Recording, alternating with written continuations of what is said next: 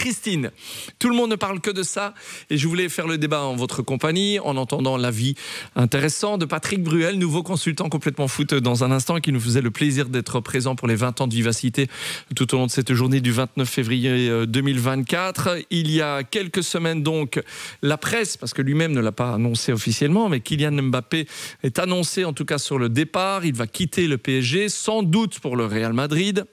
Ça reste quand même un secret de polichinelle. Clément, vous qui suivez évidemment le football français de très très près, je donnerai la parole à Christine dans un instant. Ce sera le Real Madrid, parce que j'ai vu circuler aussi une photo de Kylian Mbappé depuis Barcelone se prenant en selfie au Barça. C'était l'intelligence artificielle, ça c'était pour semer le doute, c'était quoi? Parce que il y a des chapitres dans ce livre, c'est incroyable, ça n'arrête pas, il y a une page chaque jour. Ça fait partie de la communication, hein. Il était peut-être pas à Barcelone par hasard, peut-être pour brouiller les pistes, mais je pense le Real Madrid, ce n'est un secret pour personne. Et apparemment, pour beaucoup moins au niveau salaire que ce qu'il touche pour l'instant au PSG. Ça, c'est certain. Et beaucoup moins que ce qui avait été prévu il y a un an, s'il était parti à l'été 2022. On est d'accord jusque-là? On va s'intéresser à surtout ce qui se passe sur la pelouse du PSG ces dernières semaines, parce que depuis ce départ est annoncé, Luis Enrique, le coach espagnol du PSG, lui, qui ne s'était jamais passé de lui depuis son arrivée à la tête de l'équipe parisienne l'été dernier. Puis sur les 3 derniers matchs, il l'a fait débuter sur le banc contre Nantes, mi-février, et puis il l'a remplacé à l'heure de jeu contre Rennes, et puis Monaco, vendredi, il l'a sorti, remplacé à la mi-temps, et puis il faut quand même expliquer ce qui s'est passé après. Kylian Mbappé, en plus, a fait une haie d'honneur pratiquement, a salué les supporters le temps de rentrer au vestiaire, et puis en deuxième mi-temps, il s'est retrouvé à côté de sa maman, en tribune, non pas sur le banc ou avec le reste du staff et des joueurs du PSG.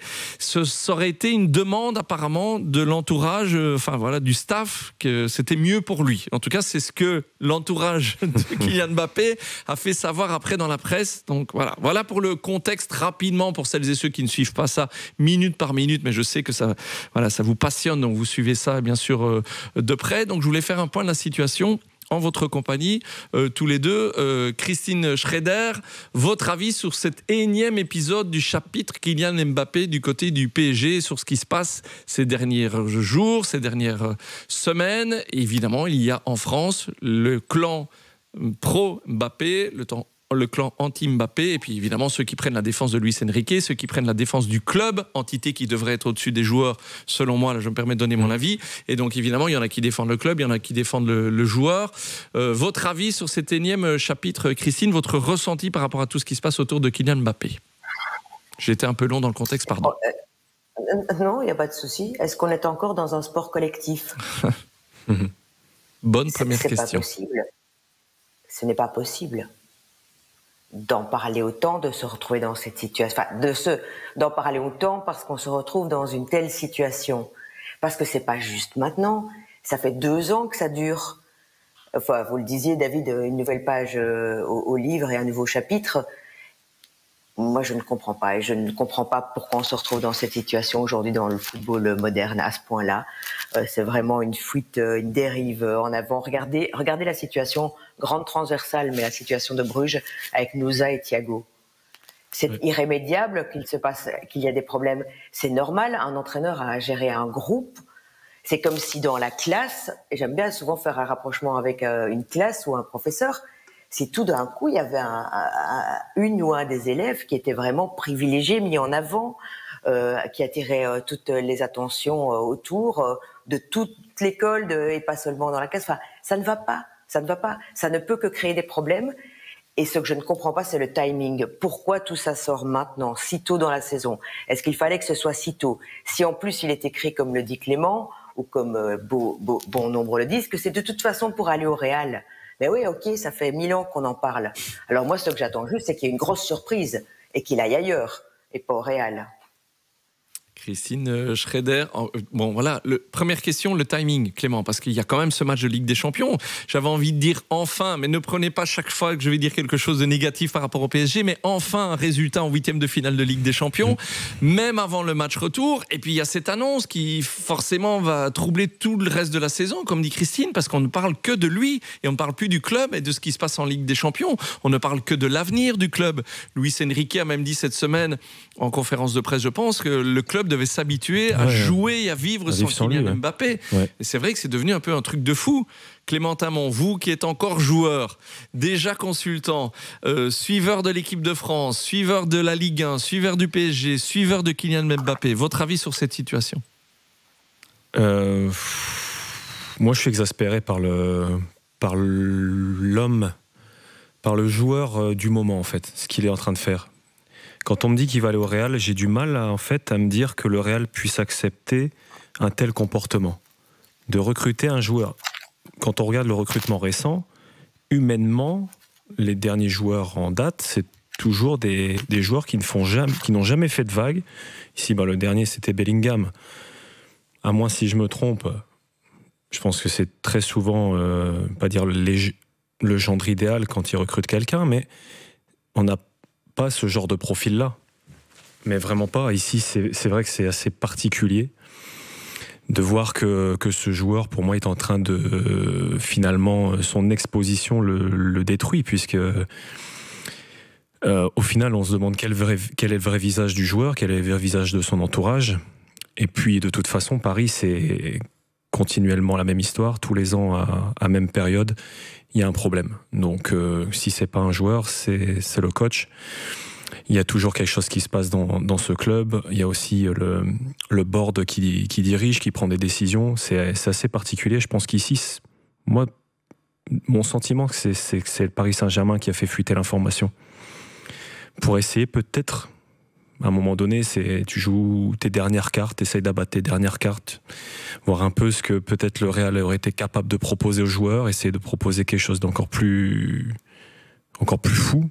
Mais finalement, moi ça m'exaspère. En plus de ça, l'attitude du joueur sur ce match-là. Ok, mon Paris, pourquoi maintenant décide de le sortir ? Pourquoi Enrique décide de le faire sortir ? Voilà, c'était ma question suivante à tous les deux. C'est l'attitude du coach, Luis Enrique. Donc, mais ça, c'est pareil aujourd'hui. Il s'en est pas passé jusqu'au moment où on annonce son départ, et puis maintenant qu'il commence à s'en passer. Est-ce que, on a entendu le point de vue de Christine, je la rejoins, de gestion de groupe. Mais est-ce que finalement le mettre sur le banc au début du match, à la mi-temps, ne pas le laisser compléter un match, ne va pas justement attirer l'attention sur l'individu plus que sur le groupe ? De toute façon, le foot, Christine le disait très bien, prend une destination qui, pour moi aussi, je ne suis pas du tout fan. Et il y a de plus en plus de dérives. Ici, on est de plus en plus sur des décisions politiques et non plus sportives. Donc au final, le joueur... Politique ou stratégique, du club. Voilà, c'est une prise de position de personnes influentes. Ici, finalement, le joueur est tellement influent dans le monde du football, sur le terrain et en dehors, qu'à un moment donné, ils prennent cette décision-là de l'écarter peut-être aussi pour montrer que le PSG est une institution forte. Mais ça ne l'a jamais été depuis la prise en charge des Qataris. Ça ne l'a jamais été. Au final, le joueur et la famille se sont souvent servis du club pour augmenter le salaire, pour prolonger, pour faire signer son frère, qui d'ailleurs, apparemment, de ce que je lis un petit par-ci, par-là, il aurait peut-être convaincu le Real Madrid aussi de faire venir son frère si jamais il venait au Real Madrid. Donc ça montre vraiment qu'il y a une influence et un pouvoir de ce joueur qui est assez démentiel. Et Paris, et en l'occurrence ici Luis Enrique, qui finalement est la personne qui prend la décision, qui est devant peut-être les décisions de ses supérieurs, agit de la sorte pour aussi montrer que Paris maintenant c'est une institution forte. Les gros caractères, les gros personnages, les grosses personnalités, on est capable aussi de les mettre de côté. Et ça dérange, et ça dérange encore plus, c'est le joueur, ce qu'il a fait à Monaco, c'est-à-dire à la mi-temps, prendre le téléphone, sourire, il y a les caméras, il y a tellement un service de com monumental derrière lui que tout est calculé. Tout est calculé, monter en tribune avec sa mère, rigoler de la rencontre. Non, pour moi, c'est exaspérant. Clément Tamon, donc, concernant Kylian Mbappé. Christine Schrader, sur Luis Enrique, réaction par rapport à tout ce que Clément a dit, et puis sur les choix dans ces 3 derniers matchs, maintenant parfois le laisser sur le banc, de remplacer Kylian Mbappé. Christine Schrader. Oui, quand Clément dit c'est de la politique, ça me refait penser à l'intervention d'Emmanuel Macron pour qu'il reste au PSG. Et de fait, et certainement un président n'a pas à se mêler de cela. Je serais curieuse de connaître aujourd'hui l'état d'esprit de Didier Deschamps par rapport à tout cela, à quelques mois de l'Euro, et encore une fois, à toute toute la communication, la mise en scène aujourd'hui. Et aussi, même si j'ai parlé Real, je rejoins un peu Clément sur le fait que je ne suis pas convaincue qu'en fait, le Real ait véritablement envie de l'accueillir et que les autres joueurs aussi du Real aient envie de l'accueillir avec la personnalité qu'il est devenu, la place qu'il prend de cette manière-là.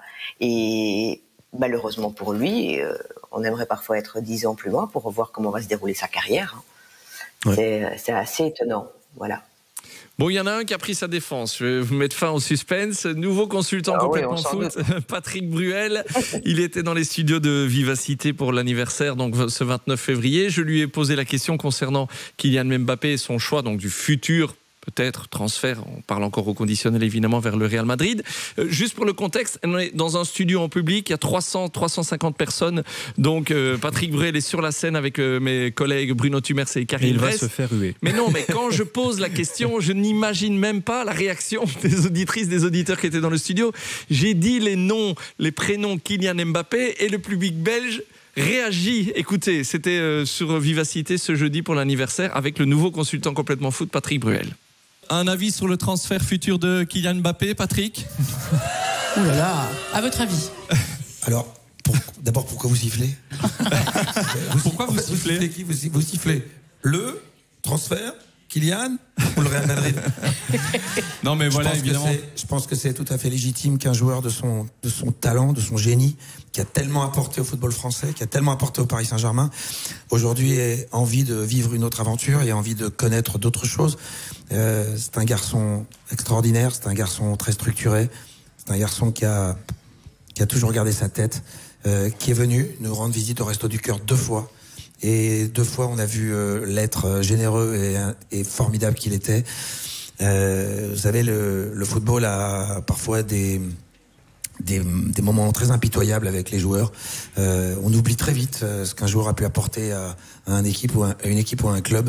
Et je trouve ça très regrettable parfois qu'on puisse prendre Mbappé de haut, ou qu'on puisse, je sais pas, le siffler sur un terrain ou discuter de ses décisions qui sont des décisions très importantes. Il a été hyper correct avec Paris. Il s'est toujours comporté parfaitement. Aujourd'hui, s'il y a une nouvelle aventure, il semblerait que ce soit le Real Madrid, mais c'est pas signé, j'en sais rien. En tout cas, bon vent à lui et qu'il remporte des titres, des trophées et qu'il continue surtout à servir l'équipe de France comme il le fait. Voilà, Patrick Bruel, donc nouveau consultant complètement foot, voire nouvel agent de Kylian Mbappé. Je taquine, je me serais même pas permis de lui dire ça en face. Bon, voilà, votre avis tous les deux quand Patrick Bruel défend Kylian Mbappé. Est-ce que vous trouvez qu'il a toujours été correct avec le club, avec le Paris Saint-Germain? D'accord avec ce que Patrick Bruel dit, Clément? Je trouve qu'il se positionne comme fan de football et comme fan de Kylian Mbappé ou fan du Paris Saint-Germain. C'est quelqu'un qui est assez fréquemment dans les tribunes. Donc il prend déjà position peut-être pour le joueur. Et il n'a peut-être pas le recul, en tout cas la réflexion de se positionner comme dirigeant d'un club aussi puissant. Parce que ça aussi, il ne faut pas oublier, 3 jours plus tôt, elle parlait de Macron, mais 3 jours plus tôt, il est allé à l'Elysée avec l'émir du Qatar pour aller avec d'autres un repas, etc. Ouais. Donc c'est pour dire l'importance et l'influence du joueur, et au-delà du joueur, de la personne. Donc, ouais, non, c'est évidemment, qualité de joueur, c'est l'un des meilleurs joueurs du monde, et s'il finit au Real, c'est la logique des choses. Mais quand on regarde humainement, des fois, les écarts qu'il peut prendre, ça traduit des fois la personnalité un peu cachée du personnage et de l'entourage. C'est pour ça qu'ici, le simple fait de le voir se pavaner au final sur la piste de Monaco, qui est son ancien club, de faire signe à tout le monde, de prendre un selfie, de monter en tribune et de rigoler presque de la rencontre, de s'en détacher totalement, ça montre que, en termes de respect pour le club, ça va beaucoup trop loin. Beaucoup trop loin. Et il se le permet parce que le club lui a permis pendant de nombreuses années. Ici, finalement, on sait, le Qatar, souvent, on a le dernier mot.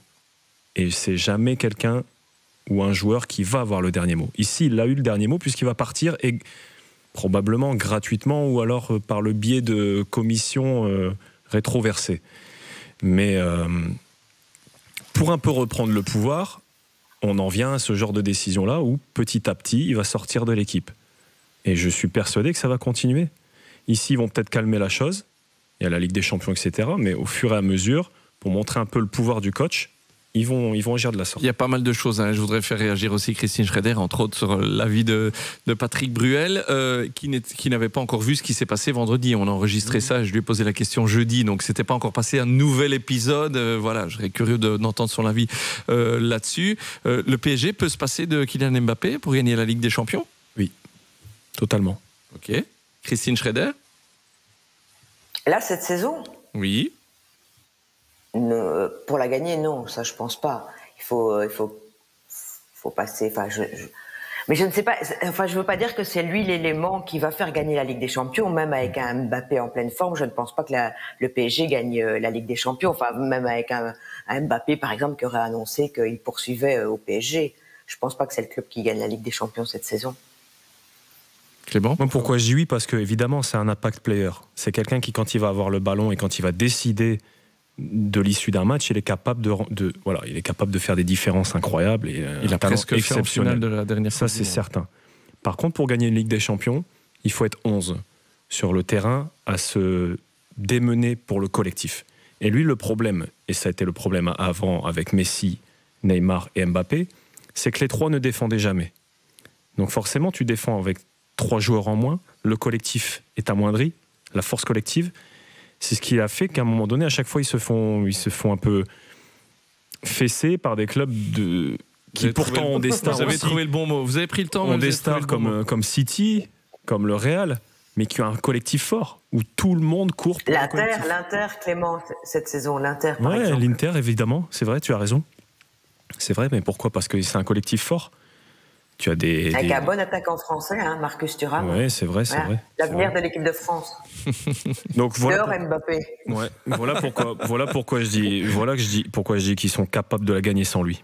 Et parce que quand il n'est pas là, ils sont peut-être des fois plus forts que quand il est là, parce que le collectif s'exprime différemment. Il y a des joueurs qui sont plus libérés, qui ont des espaces différents que quand il est présent, et forcément à qui on donne de la confiance et de l'importance. Donc je pense que je suis même certain que c'est possible. Après, évidemment, il sera sur le terrain et ils ne s'en passeront pas. Apparemment, samedi, il y a une entrevue entre Luis Enrique et Kylian Mbappé. Donc, je suppose qu'il va jouer en Ligue des Champions.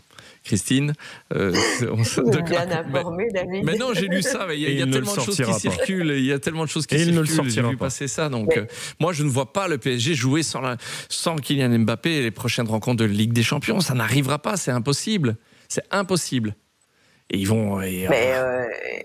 Après, je suis assez d'accord avec l'idée de Clément sur le fait que le PSG sera plus fort, parce que ça me rappelle évidemment la finale du Portugal face à la France et les bienfaits de la sortie de Cristiano Ronaldo qui focalisait tout et voulait tout le temps le ballon dans ses pieds à lui et le collectif en est ressorti plus fort à ce moment-là. Mais bon, c'est une autre partie de carrière pour Cristiano Ronaldo. Cristiano Ronaldo n'avait pas l'ego de Kylian Mbappé à l'âge qu'a Kylian Mbappé pour le moment. Il a d'abord fait sa carrière sous les ordres de Sir Alex Ferguson, qui le cadrait vachement bien, et c'est là d'ailleurs qu'il a gagné son premier ballon d'or. Ensuite, il est arrivé au Real comme une superstar et il a fait gagner le Real. Il a fait gagner le Real aussi à l'époque où le VAR n'existait pas. Donc, ces années-là étaient parfois compliquées aussi. Attention, Christine, on passe sur des... Ne me lancez pas sur ce sujet, s'il vous plaît. Non, mais moi, je me souviens de match... Non, mais oui, moi aussi, contre l'Atleti, vous voulez dire, entre autres. Qu'est-ce que j'allais vous dire ? Le problème, c'est qu'il a fait venir aussi ses amis. Voilà, donc qu'est-ce qui va se passer pour la suite Il a francisé l'effectif, ouais. Bon, voilà, on peut pas dire qu'Ousmane Dembélé fait toute la différence au PSG depuis qu'il est là, mais voilà, et c'est un peu aussi ce que les médias français critiquent, c'est qu'au final, ils ont construit une équipe pour lui. Il s'en va. Et lui, je pense qu'il en a joué aussi. Et au final, c'est un effectif qui va continuer sans lui. Et qui sera peut-être plus fort sans lui. Mais Patrick Bruel disait ne pas oublier tout ce que Kylian Mbappé a apporté au PSG. Évidemment. Non, mais qu'est-ce qu'il a apporté ? C'est une question plus directe, Clément. Il y a eu les titres, mais c'est la Ligue 1, Clément, quand même. Avec tout le respect qu'on doit à la Ligue 1 et en comparaison avec notre Pro League. Bon, après, en Ligue des Champions, ils ont été en finale aussi une fois. Il a eu des moments, comme j'ai dit tout à l'heure, où il a décidé à lui tout seul de l'issue d'un match, comme contre le Real Madrid au Parc des Princes. Et moi, là où je pose ma réflexion aussi, c'est quelle est la véritable intention de Luis Enrique derrière ça. Est-ce que c'est vraiment une décision de ses supérieurs ou c'est aussi lui qui est, à un moment donné, capable d'appuyer sur le bouton et de se dire, moi aussi, peut-être qu'il n'aime pas finalement le profil d'Mbappé. On peut, en France, on l'appelle Monsieur Géove trouve tout, Luis Enrique, parce qu'il est constamment dans des modifications de composition, dans des essais, dans la recherche, un peu l'un des fils spirituels d'un Guardiola, qui est tout le temps dans essayer de créer la surprise. Est-ce que finalement ici, il n'est pas aussi dans le désir de provoquer quelque chose, de dire que je suis capable de me passer d'Mbappé, de proposer autre chose avec d'autres joueurs? Et il y a l'ego du coach aussi qui peut jouer, selon vous ? Parce que ça, il ne faut pas oublier que Luis Enrique, quand il est au Barça, il fait une saison exceptionnelle avec des joueurs exceptionnels, mais la saison qui suit, c'est le bordel. Hein. Il se fait virer, mais c'était le bordel. Parce que des grosses personnalités avaient pris le pouvoir et ça n'allait plus du tout. Et dans ses choix, dans ses décisions, il n'avait plus du tout le pouvoir de renverser les choses. Peut-être qu'ici, voilà, il prend expérience et puis qu'au PSG, c'est pour ça qu'il prend ce genre de décision-là. Je ne sais pas. Christine, on va vous laisser le mot de la fin sur ce débat Kylian Mbappé. On serait tellement surpris si on apprenait vraiment ce qui se dit. Je pense qu'on ne le saura jamais. À tout niveau. Mais c'est la folie. C'est la folie. C'est tellement surprenant de voir les extrêmes qu'il peut y avoir. Et encore une fois, même, évidemment que Cristiano Ronaldo est un grand joueur aussi, mais pourquoi, par exemple, aujourd'hui, lui, il dit que le championnat saoudien est plus fort que la Ligue 1, c'est manquer de respect au foot aussi. Et donc, c'est autre chose, mais ce sont des autres attitudes qui sont parfois acceptées. D'ailleurs, il a quand même fini par être suspendu pour des gestes obscènes, suspendu d'un match. Et Kylian Mbappé, c'est tellement dommage d'en arriver là pour un talent incroyable. De fait, moi, le match qui me fait penser à Kylian Mbappé, et même s'il n'y a pas victoire au bout, c'est la finale contre l'Argentine. Franchement, la France est en telle difficulté face à cette Argentine-là. Et on a vécu cette finale tous les deux, Clément et moi. Mais oui, mais il est là, et ça, c'est tellement... Mais qu'est-ce que c'est précieux, ça? Qu'est-ce que c'est... oui, c'est parmi les plus grands. Et pourquoi en arriver à cette situation-là? Il n'y a pas moyen de vivre heureux en étant une star mondiale, en étant au PSG, en faisant les choses un peu plus calmement. Et ils ont quand même eu déjà une histoire un peu bizarre, l'équipe de France, avec Griezmann, même si Griezmann, ça a une autre personnalité visiblement. Mais vous vous souvenez cette histoire, je reste à l'Atlético, juste à l'avant-Coupe du Monde, non, je pars pas au Barça, puis finalement je pars au Barça. Entre parenthèses, pas une réussite pour Griezmann, le Barça. Donc voilà, mais peut-être nous, on est responsables aussi à en parler là maintenant, nous les médias on a attendu 3 semaines avant d'en parler. Je ne vous cache pas que d'avoir l'avis de Patrick Bruel, je m'étais dit que c'était bien. Et puis ce qui s'est passé à Monaco, il fallait en parler. On ne peut pas s'appeler complètement foot et ne pas parler de ce qui s'est passé vendredi. Bon, voilà, je ne suis pas pour mettre Kylian Mbappé au menu, au programme de l'émission tous les week-ends. Voilà. Et je pense, pour clôturer là-dessus tous les deux, que Patrick Bruel n'avait pas pris la mesure de la popularité, entre guillemets, de Kylian Mbappé en Belgique. Je pense que c'est surtout ça qui l'a surpris, c'est que voilà, nous on est resté bloqués à cette demi-finale, enfin pour certains gestes en tout cas, parce que depuis Lionel Messi nous a vengés. Je veux taquine Clément volontairement. Voilà, et forcément cette demi-finale 2018, voilà, on n'a pas oublié les deux pieds sur le ballon, la provocation et tout ça. Voilà, rester humble, ça fait pas non plus spécialement partie de ça. Enfin, je ne le connais pas personnellement, je veux pas juger, mais ça fait pas partie. Non, ça gâche la qualité du jeu, en tout cas du joueur, le talent. Ça gâche. Et de ses victoires aussi, personnellement. C'est une histoire d'ego. C'est une histoire d'ego aussi. Une guerre d'ego. Et ici, on parle d'Mbappé parce que c'est le cas Mbappé, mais si on y voit un peu plus largement, si on établit un peu plus largement le sujet, ça montre qu'aujourd'hui, et Christine tout à l'heure en parlait, dans les clubs, c'est de plus en plus de choix politiques, de choix orientés, de décisions d'une direction.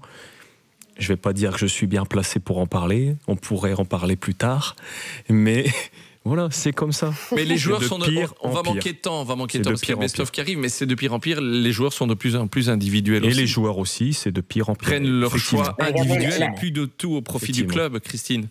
La tristesse, Paul Pogba. Oui. Voilà. Je pense que aujourd'hui, c'est aussi une carrière de footballeur qui a un talent incroyable.